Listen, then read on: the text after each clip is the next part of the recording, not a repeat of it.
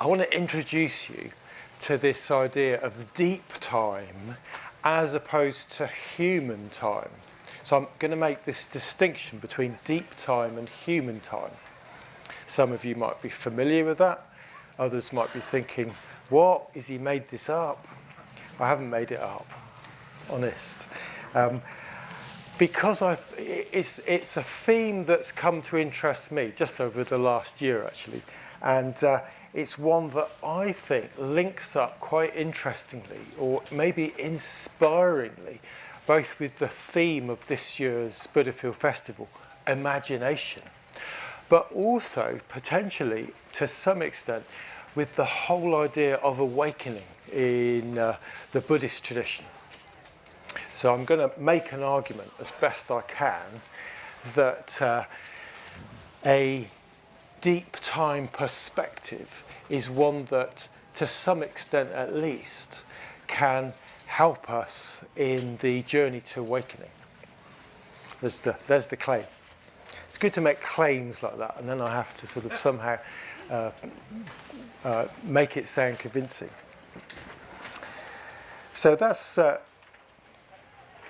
I'm going to draw on some ideas from basically modern geology, archaeology, science, as Kavyamani mentioned, but then go back to early Buddhist scriptures, which I believe are doing something similar with regard to deep time.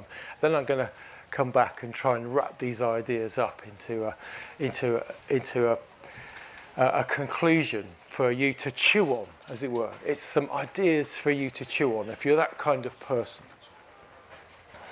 So, what is deep time? It's a phrase I came across. Actually, it came to me, actually, and then I found it's a phrase that's regularly used in basically scientific or perhaps popular scientific literature to refer to the temporal perspective that has come into being as we've discovered more and more about the vast age of not just the planet, but the universe. In fact, the universe is a lot older than the planet.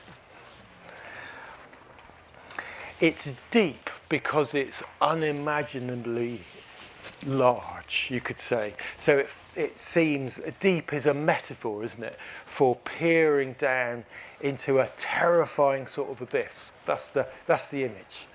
And we're talking about time because the past is the time involved is in some sense real, just very hard to perhaps connect with.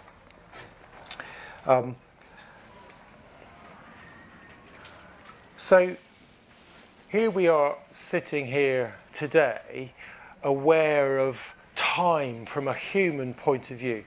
We can perhaps remember when we arrived on the site here. Perhaps we had to unfortunately queue up to come down the track. But you remember driving in thinking, oh, is it going to rain?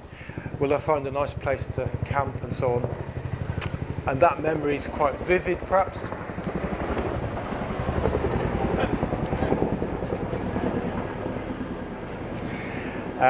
And perhaps you can remember what happened like a week ago. I don't know. I'm hoping you'll bring to mind, like this time last Thursday. And perhaps you can remember what happened.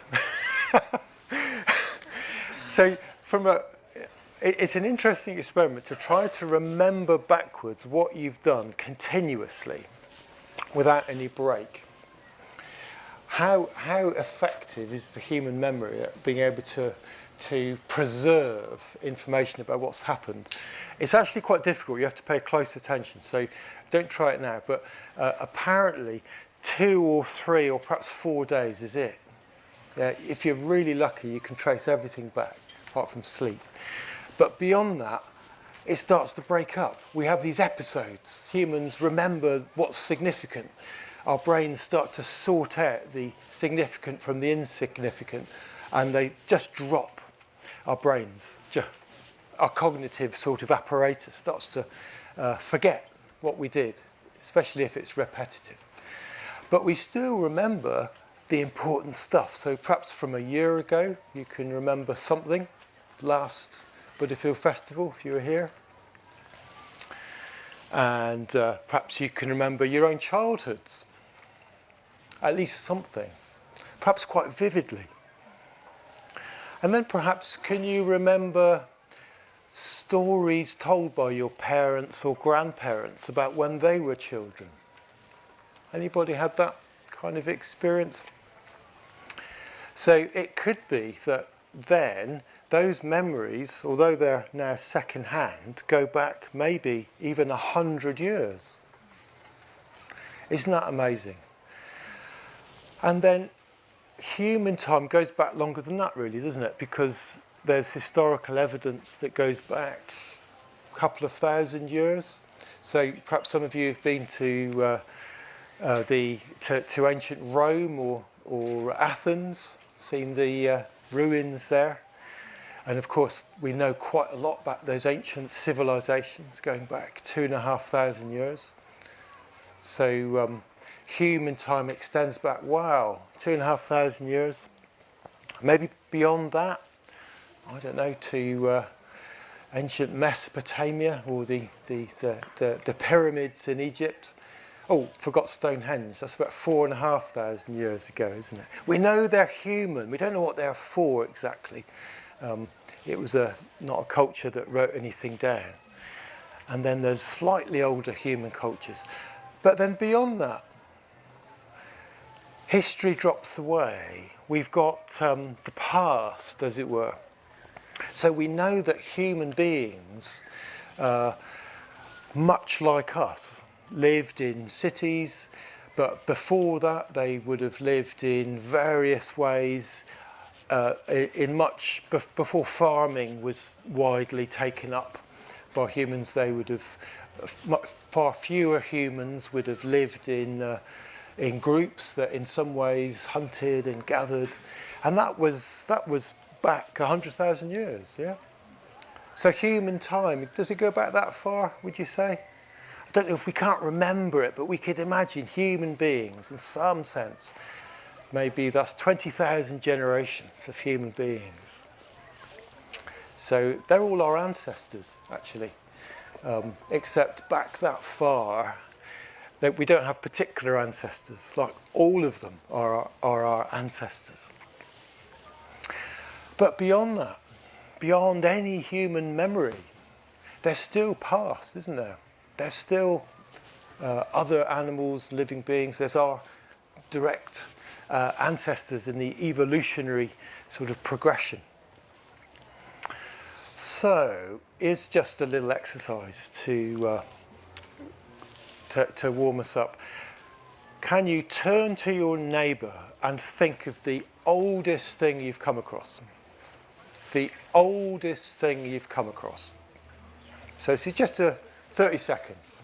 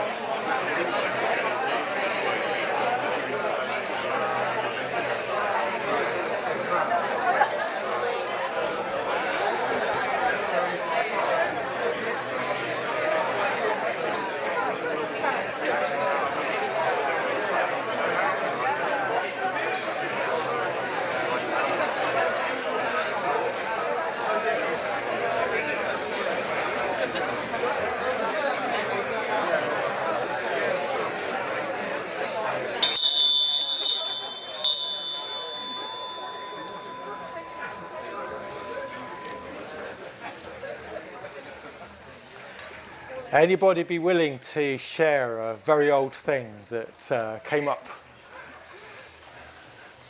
rock. How old was that rock? Millions and millions of years old. Millions and millions of years old. Was it a particular rock? Can't remember. It's one of my dad's. He's into geology too. And he said, this is very old. This is very Very old. So millions and millions of years. Can anyone beat that? Yes. I've encountered a piece of meteorite that's 4.5 billion years old. So a meteorite that's 4.5 billion years old.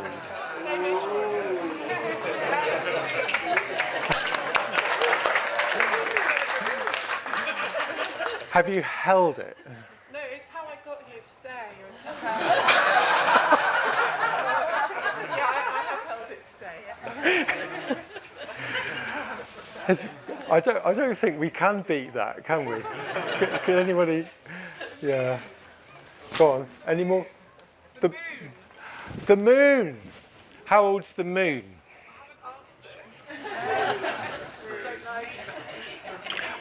I think it's also about 4.5 billion years old. Yeah, it's broadly the same age as the solar system. The very atoms of our bodies are made of stars that died before our solar system was created. There you go. So your bodies are made of atoms. We don't know how long, do we? But older than 4.5 billion years. I mean, it's to create the complex atoms, the ones that are larger.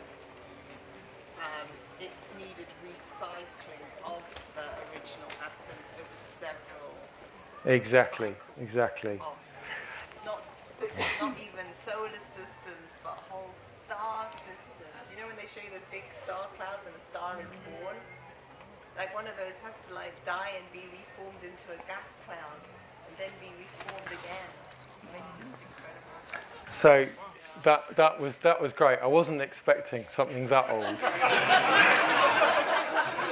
I think we're going to keep going, but unless you can beat that. I've seen a poster of the cosmic microwave background. The cosmic microwave background radiation. Like from the radiation from after the Big Bang. So I believe that the photons which would be pictured in that poster would in fact be 13.8 billion years old. Is that right? I think he's beaten you. And in fact, I don't think we can get beyond that, can we? All matter, all energy has always existed since the beginning of time. In some form or another, it changes constantly, but it has always existed. So the claim there is that the very photons of the Big Bang already existed in some sense, maybe as energy. Transforms all the time, but it was this thing there. Because matter cannot be created or destroyed, so There you must go. still exist from the beginning. That's it. Well, thank you very much.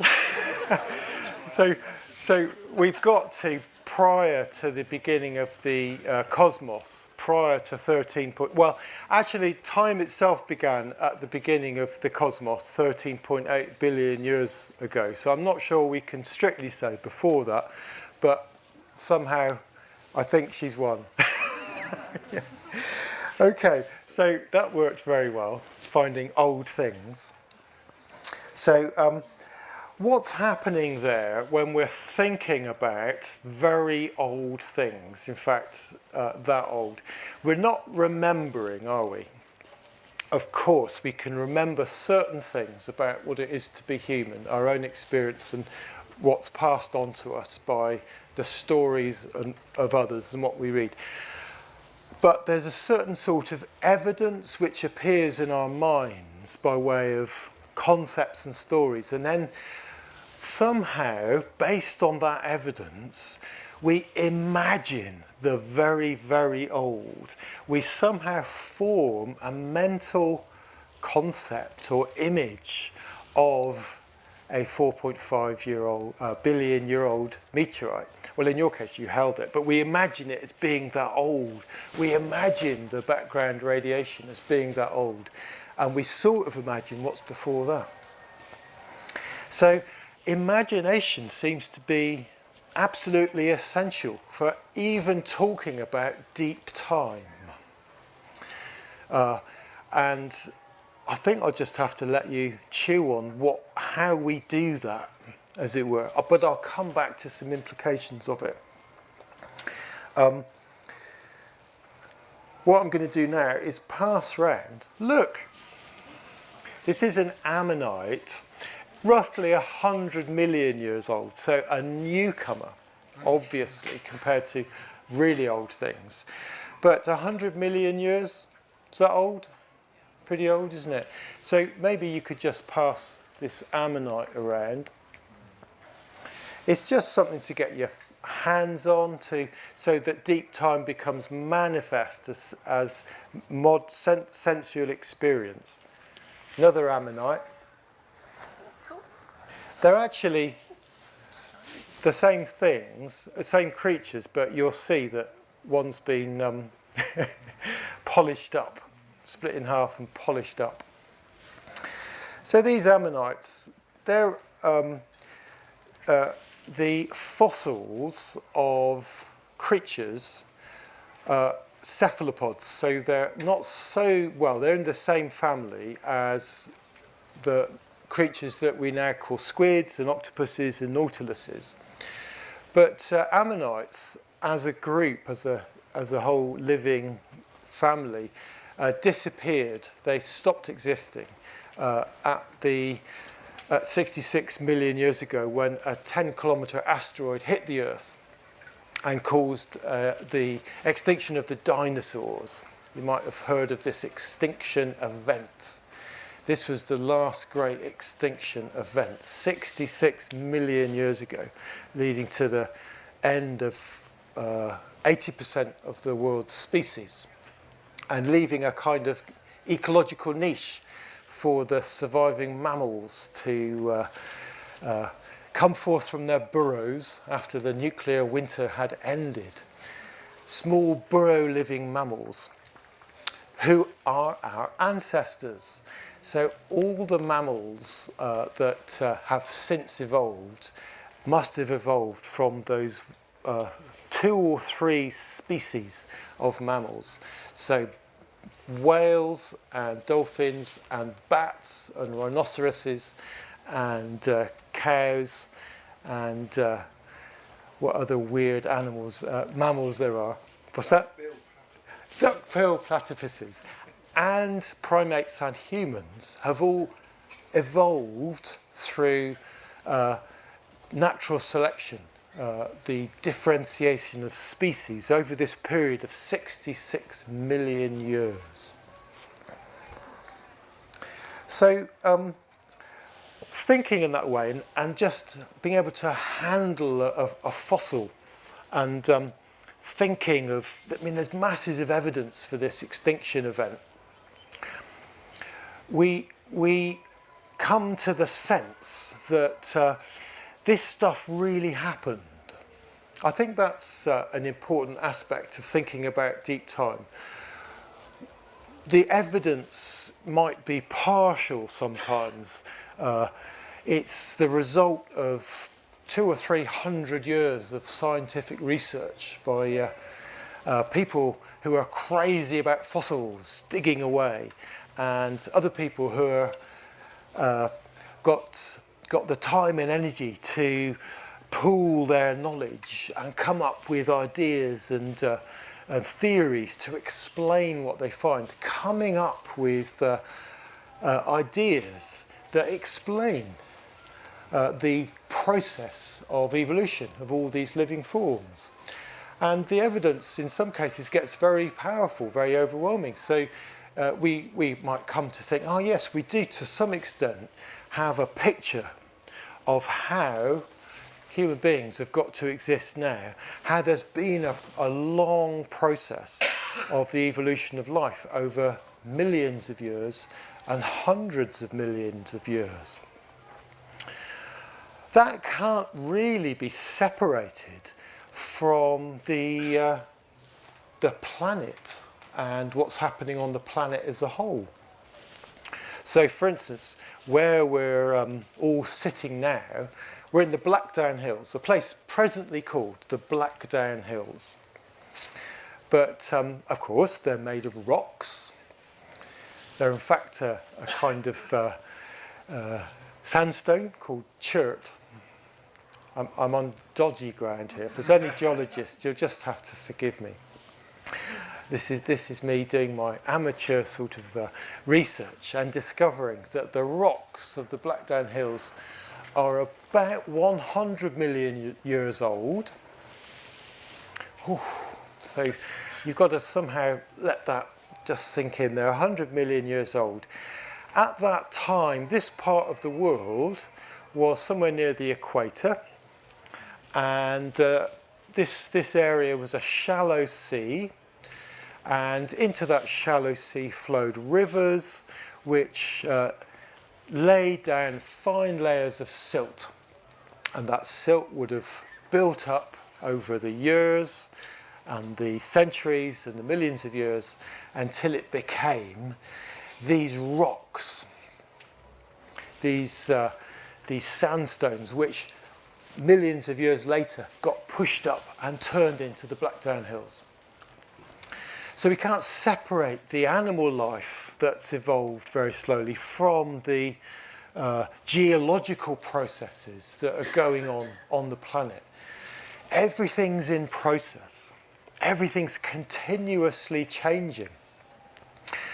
Nothing is staying the same. If it was staying the same, there wouldn't be this process. There wouldn't be this evolution. And so far we're talking, I'm trying to evoke deep time processes, but in a way we're doing it in a way that perhaps is like we create an area within our human concerns, within human time, an area called interesting facts about the world we live in, yeah? So we're sitting here comfortably, creating this space to think, oh wow, being human is to participate in this much bigger process. But what might happen if your ordinary sense of human time, which generally gives you a kind of structure for understanding what's going on, what if your sense of deep time gets a bit stronger and sort of overwhelms your sense of human time?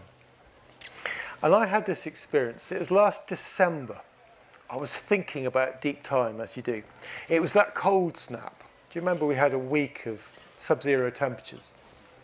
I was staying in a small cottage in Wales, just having a little retreat on my own. And I was out for a walk on the frosty ground. And I walked over a footbridge and looked up upstream, up one of these rocky sort of Welsh streams or rivers. And I noticed that the banks of the river were almost vertical layers of rock. Yeah? So I could see this rock, and then I noticed that the layers went on and on and on for, I don't know, 50 meters, 100 meters. And then it occurred to me, every layer there must have taken thousands of years to be laid down. This slow process of silt being brought down from the land by rivers, settling at the bottom of some warm, shallow sea, and then sinking under the weight of further layers. So I suddenly realised I'm looking at a process that must have taken millions, tens of millions, perhaps even hundreds of millions, no, probably tens of millions of years. and perhaps it was the state I was in, it struck me that this is what our world is like. Something in which we're surrounded by deep time that we're part of. We're a tiny layer in the process of deep time. My amateur research afterwards revealed that indeed these rocks were from the Silurian period, named after the Welsh tribe, the Silures, about 420 million years old. Pretty old, huh? Before there was any animals on Earth, on land, I think. So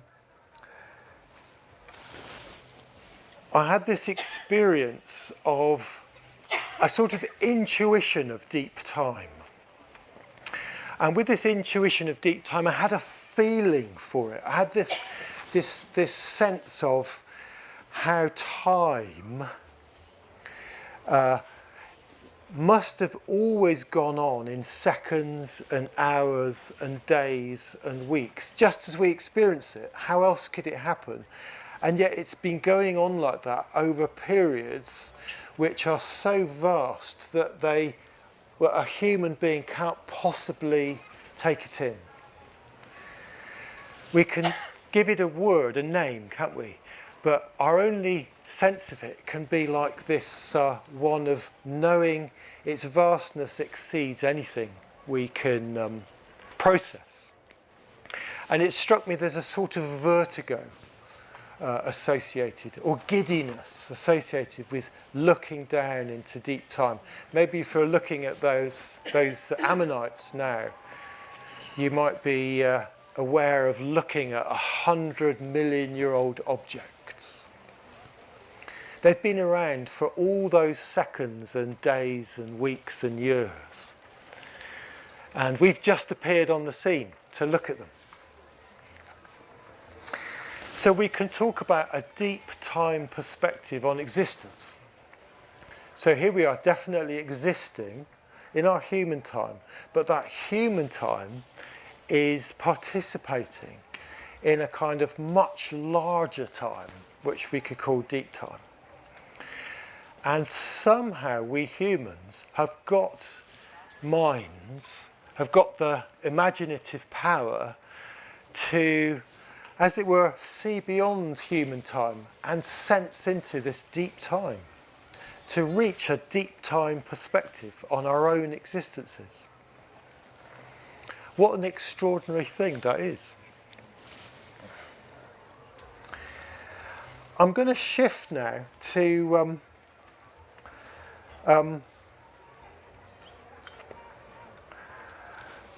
early Buddhism, actually.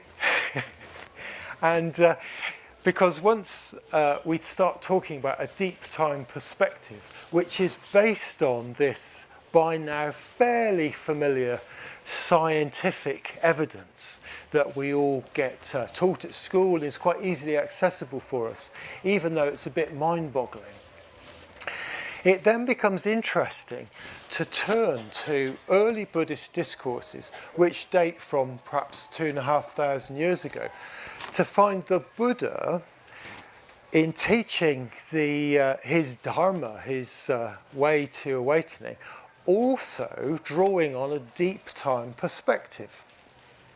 Now, of course, there's no possibility that the Buddha had access to scientific knowledge. I'm not going to make that claim or even suggest it. It's not that kind of thing.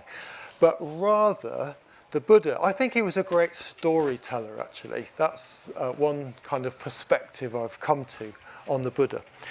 The Buddha's ability to tell stories which help people to escape their present difficulties and see things in a bigger perspective is one that is perhaps sometimes underestimated compared to his more doctrinal teachings.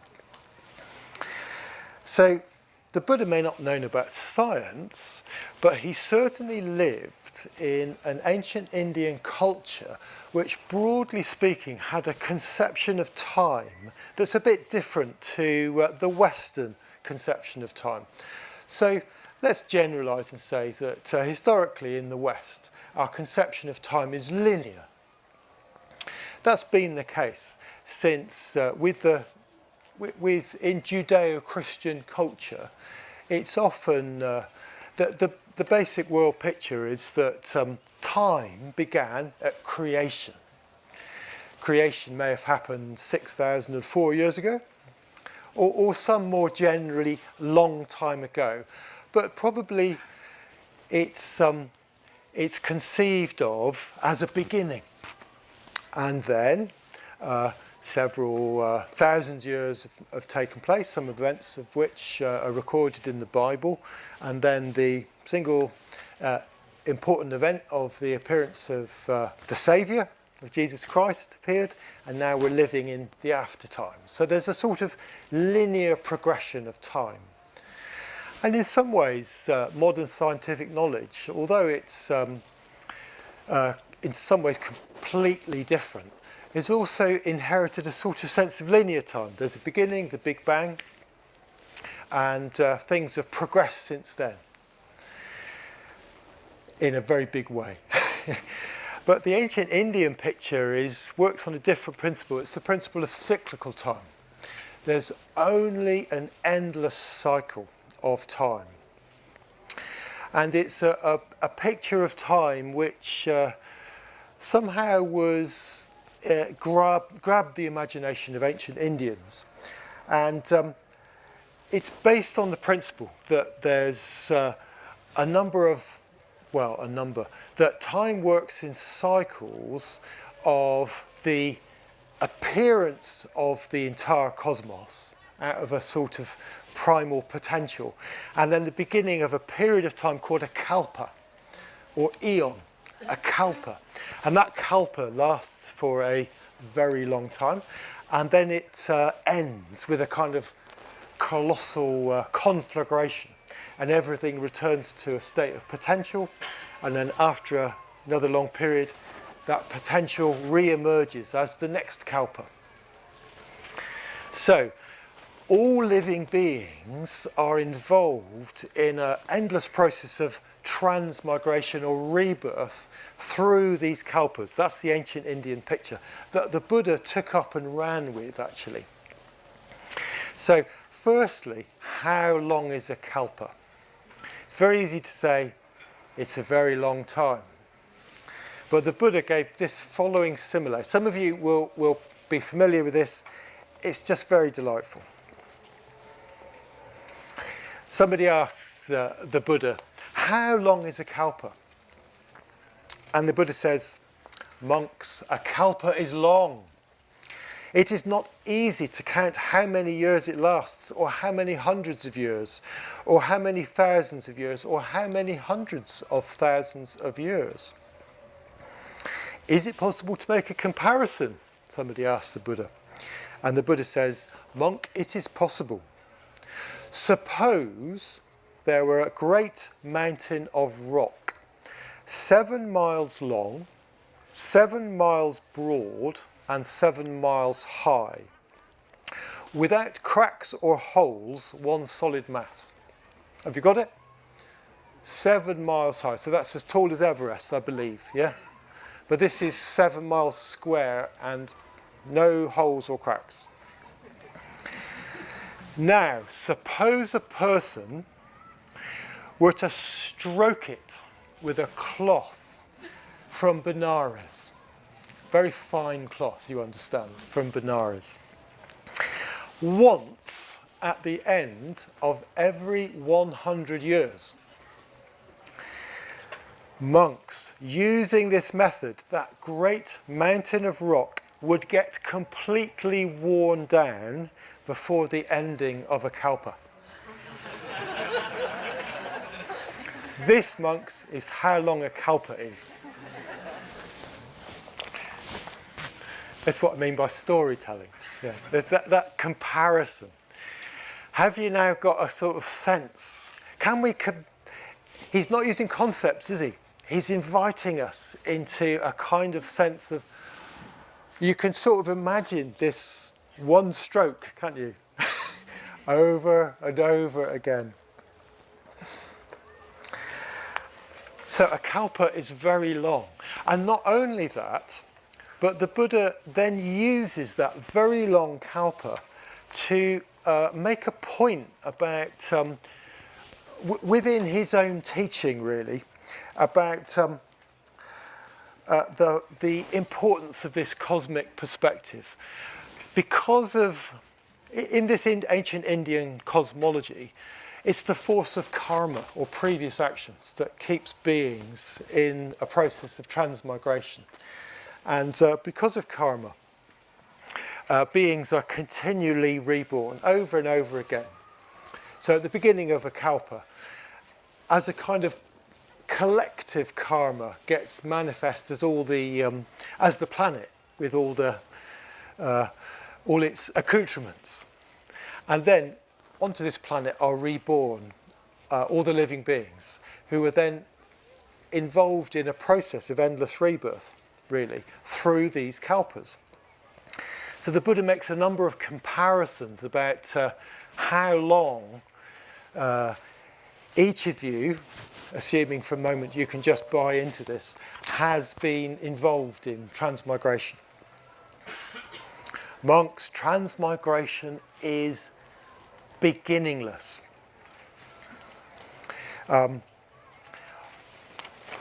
Imagine someone were to cut down grasses and sticks, branches and leaves across the whole Indian continent. Imagine it's forested. And to gather them all into one place and to cut them into 4-inch sections. And then say, this one is my mother, this one is my grandmother, and so on. Monks, the grass and sticks, branches and leaves across the Indian continent would get completely used up long before that person had finished counting mothers and grandmothers and so on. Which are greater, monks? The numbers of tears that you've shed while transmigrating in beginningless samsara, or the water in the 4 oceans? Can you guess? The water in the 4 oceans is much less than the tears you shed. Which is greater? The mother's milk you have drunk through all these periods of transmigration, or the water in the 4 oceans. It's the mother's milk. He goes for these kind of images that are going to get to the heart. And this idea that Tibetan Buddhists are very fond of, that all living beings at some point have been your mother. This is where it comes from, this conception of beginningless transmigration. So, I'm not saying that in some sense, well, no, let's step back there. There's a sort of image of cosmic recycling in this ancient Indian conception of time. It's a deep time perspective in which everything is getting recycled endlessly, and hence everything is related to everything. And it's obviously a mode of imagining existence again, isn't it? It's a deep time perspective on what it is to be human, in which every other living being, so every other human being has been your mother, your grandmother, your father, your grandfather, and so on.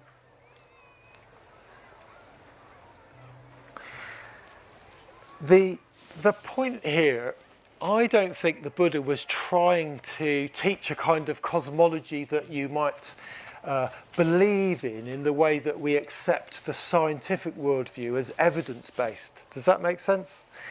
It's more like this perspective gives you a sense of depth in what's happening. So the Buddha's teaching is basically practical. It starts from the first noble truth, the truth that there is dukkha, there is unsatisfactoriness, there's suffering.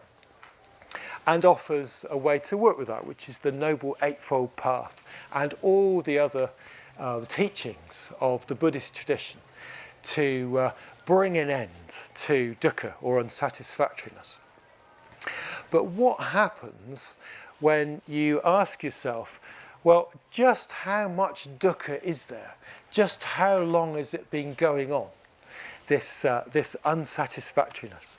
And the Buddha's teaching on this is that it's completely beginningless in such a way that it's almost unimaginable. It's a kind of shock treatment, isn't it? If you can get this deep time perspective, you're going to be thinking, oh, I'm not going to put off the Buddhist path till next year.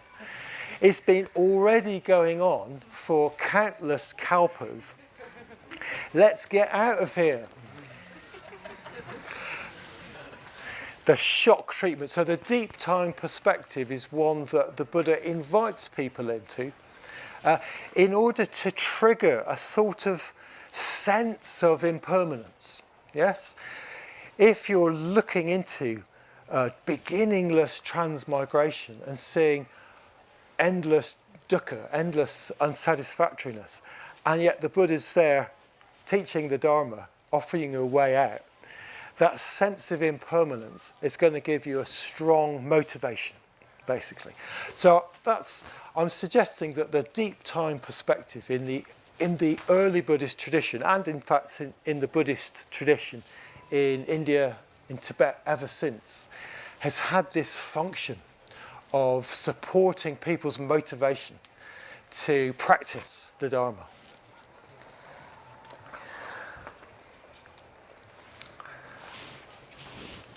So this realization of deep time and deep impermanence is supposed to be slightly shocking, slightly awesome.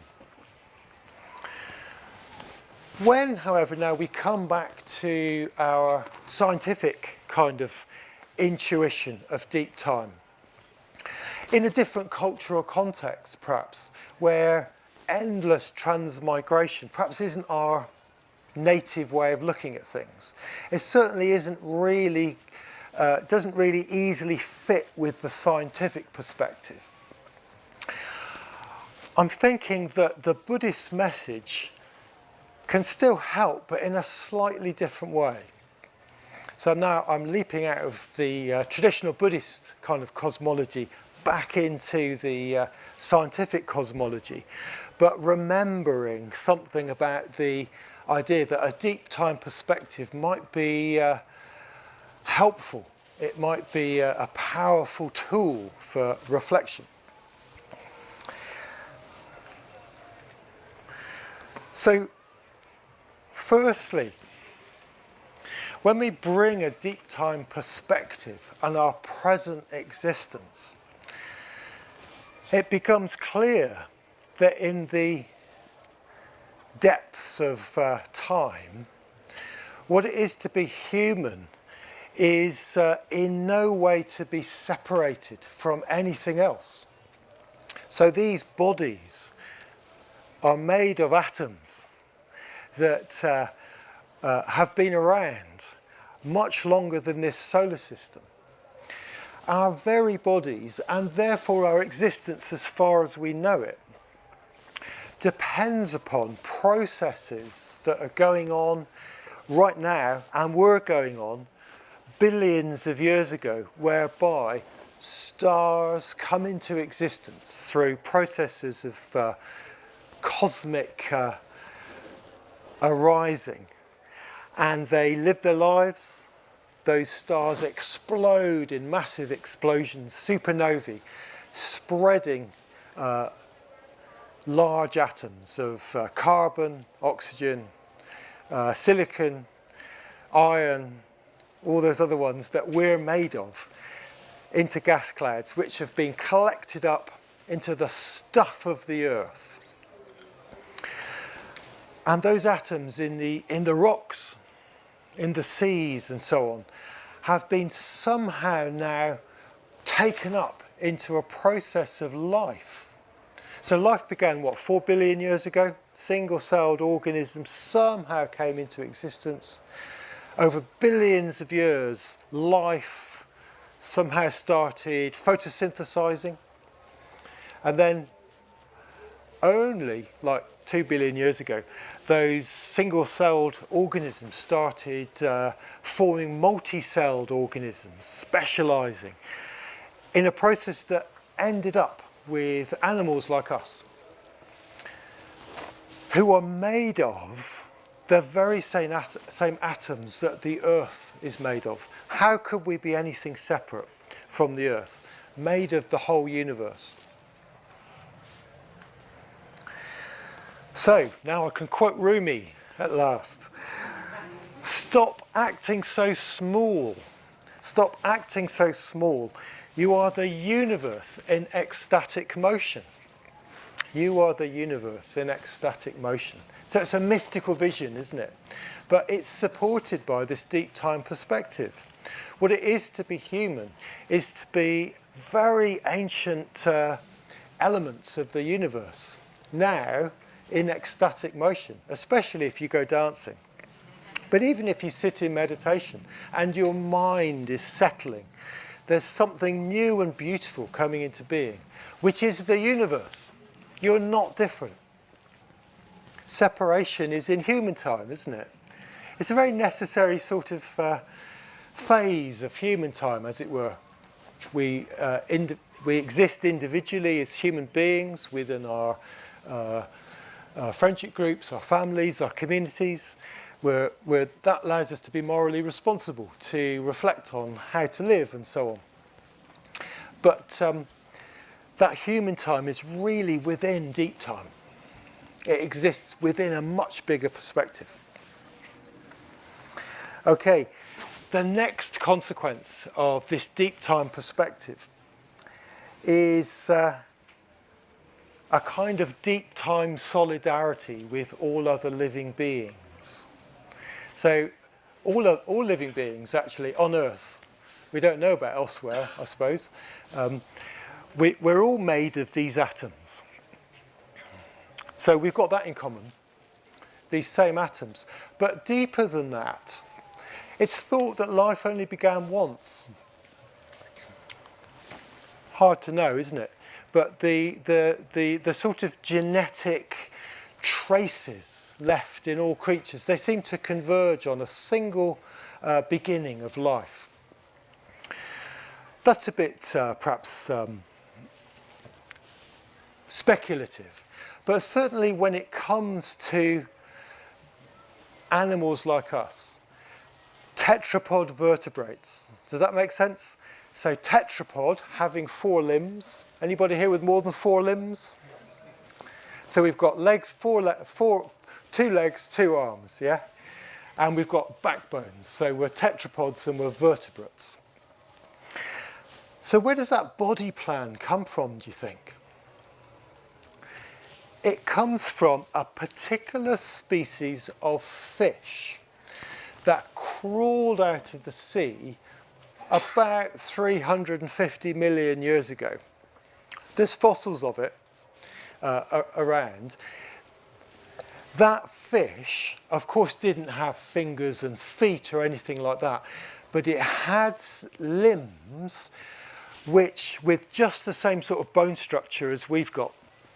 And they appear to be useful for just crawling out of the water, which was teeming with predators, and finding some sort of a future for itself, which obviously worked, did it not? That very same bone structure is found now in frogs, in platypuses, in, what's another strange animal? Bats, with their very extended fingers, which supports their wing structure. Any other weird mammals? Otters, oh, of course, otters, yes, otters. And of course, humans, so our fingers and toes. And not only that, but you've probably noticed that human beings have just 5 digits, yeah? Not more, not less. 5-digit tetrapods. They come from this one fish. There seems to be some inbuilt conservatism to the way evolution works, that once a body plan gets set down, although species might become extinct, it seems that the gaps left are not quite big enough for really very creative new possibilities in evolution. It's rather that the existing creatures can more quickly fill those ecological niches with their existing body plans. So you get things like, we've all got 5 digits. And even like horses and cows, they used to have, you know, they're evolved from 5-digit creatures. So what it is to be human is in a very deep way to be in the same evolutionary process with all other creatures, all other animals, and beyond that, all other creatures. So a deep time perspective. Next time you feel a bit caught up in your own stuff, yeah, and you think, oh, this is a bit familiar, just look at your fingers and think of those 5 fingers and how once upon a time a 5-boned creature crawled out of the sea, and that was your ancestor. And somehow that's your inheritance. So, but that's to think about bodies. But another really noticeable thing about being human is this power of awareness. Yeah? Here we are reflecting together on what it is to be alive, using this power of imagination that human beings have got in a way that, as far as we can tell, it's not shared by other creatures, at least not exactly in this way. It depends on language, it depends on cooperation in ways that seem to have humans seem to be particularly good at. So once we think in those terms, it seems to me like human beings are a very particular development of this universe, of this cosmic process. So this deep time perspective suggests that human beings, I'm not going to say are important, but we seem to be a unique kind of expression of the possibility, the potential of the cosmos. And from that point of view, what a shame to screw it up. I'm saying that because it's all too easy from a deep time perspective to think humans are just a passing phase, yeah? In fact, it's all too easy to think humans, the way it's going, the environmental crisis is such that it could be that humans are going to be responsible for a 6th mass extinction event. It's very hard to see how we could not do that now. I don't want to be, perhaps the next generations will get it together more, but the momentum that's going on is not looking great, is it? And yet I don't think that should keep us from reflecting on how extraordinary human beings are, even if we're not extraordinary enough to act quickly enough to stop a great deal of extinction. But perhaps for those of you who are like me rather eternalist, which means tend to be very optimistic about what it is to be human, I tend to think that what it is to this possibility of awareness is bound to win out. That enough human beings will look into deep time and think, oh wow, impermanence is such that it's really worth us taking care. But those of you who are more pessimistic or annihilationist, it might be worth thinking about how, from a deep time perspective, even if there is a 6th mass extinction event, and even if human beings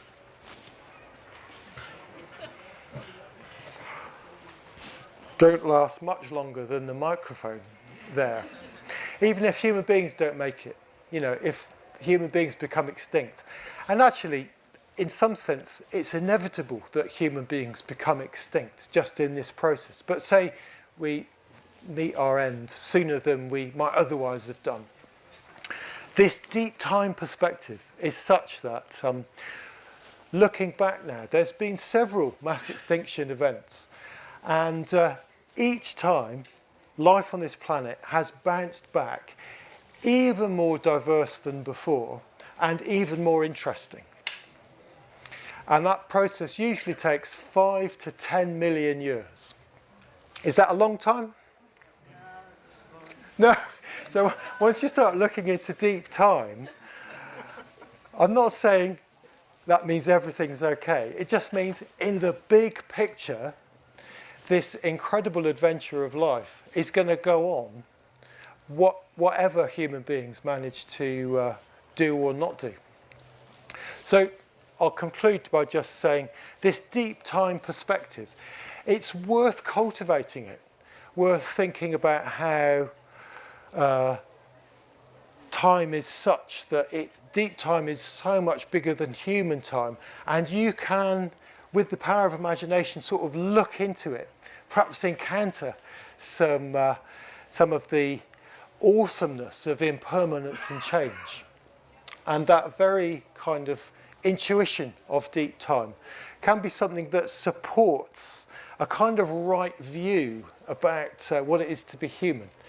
That we're here with as the result of an incredible process, giving us, in a way, tremendous responsibilities, tremendous possibilities. And this process won't really end with us. Okay, thanks very much.